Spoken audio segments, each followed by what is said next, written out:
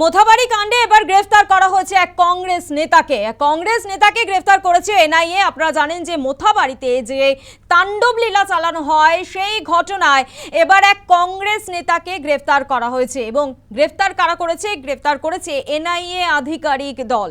মোথাবাড়ি কাণ্ডে গ্রেফতারির সংখ্যা কিন্তু ক্রমশ বাড়ছে।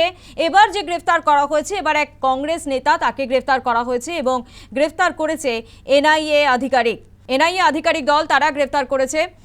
এবং এই বিষয় নিয়ে আমরা আরো বিস্তারিত জানবো। ফোন লাইনে রয়েছে প্রতিনিধি রাজীব ঘোষ। রাজীব, মোথাবাড়ি কাণ্ডে এবার কংগ্রেস নেতাকে গ্রেফতার করা হলো, তোমার থেকে জানবো ডিটেলসে।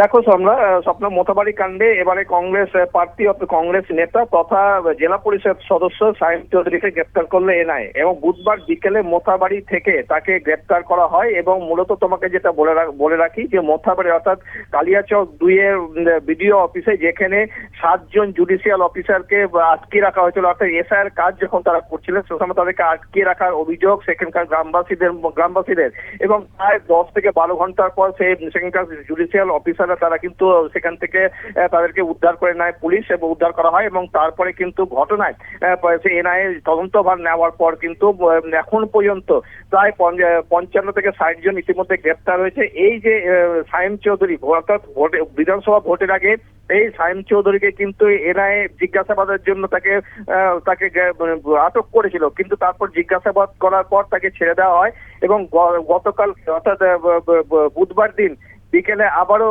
তাকে গ্রেপ্তার করে এবং তাকে কলকাতায় নিয়ে যাওয়া হয়েছে।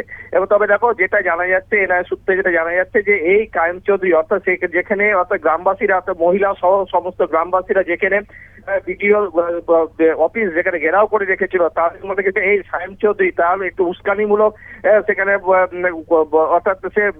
অর্থাৎ এই যে জড়ো হওয়া অর্থাৎ গ্রামবাসীদের একত্রিত হওয়া এবং সেখানে তাদের বিক্ষোভ দেখানো এবং বিডিও অফিস আটকিয়ে রাখা সমস্ত কিছু নাকি এই কায়েম চৌধুরীর নেতৃত্বে নাকি হয়েছিল এমনটাই মনে করা হচ্ছে। তার কারণে কিন্তু কায়েম চৌধুরীকে গ্রেফতার করা হয়েছে এবং গ্রেফতার করে নিয়ে এসে এনআইএ কলকাতায় নিয়ে যাওয়া হয়। ধন্যবাদ রাজীব।